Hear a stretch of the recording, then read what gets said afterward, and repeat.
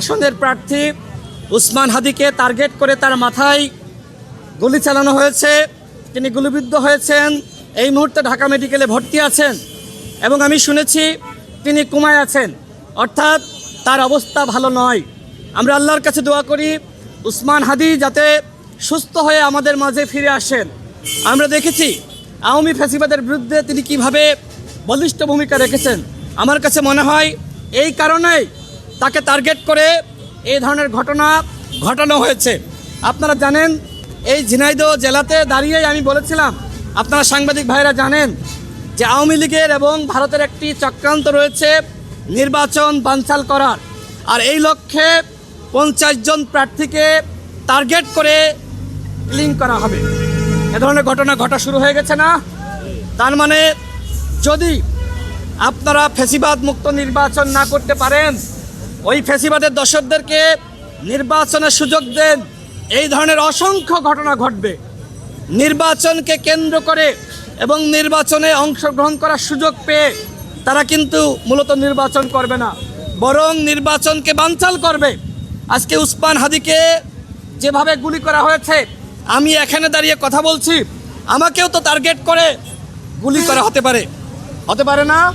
সুতরাং আমরা যারা নির্বাচন করতে চাই তারা কোনোভাবেই নিরাপদ নয়। অন্তর্বর্তীকালীন সরকারের উদ্দেশ্যে বলতে চাই, আপনারা কি করলেন? এই 16 মাসে কেন নির্বাচনের পরিবেশ তৈরি করতে পারলেন না? আজকে আমার ভাই রক্তাক্ত বাঁচবে কি মরবে আমরা কেউ জানি না। আগামীকাল তো আমিও মারা যেতে পারি, আগামীকাল তো আমিও গুলিবদ্ধ হতে পারি।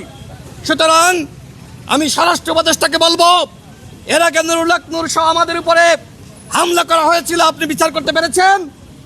বিভিন্ন সময় আমরা আক্রান্ত হয়েছি। চট্টগ্রামের একজন প্রার্থী, তার গণসংযোগেও গুলি করে একজনকে হত্যা করা হয়েছে। বিভিন্ন জায়গায় দুর্বৃত্তরা গণসংযোগে হামলা চালাচ্ছে।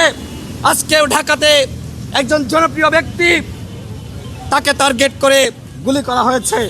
সুতরাং আপনারা শুধুমাত্র তফসিল ঘোষণা করেই যদি মনে করেন সেরা নির্বাচন করবেন, সেরা নির্বাচন করার জন্য সেরা নির্বাচনী পরিবেশ তৈরি করতে হবে, সেটি কতটুকু করতে পারবেন আমি জানি না। আমি অত্যন্ত ব্যথিত।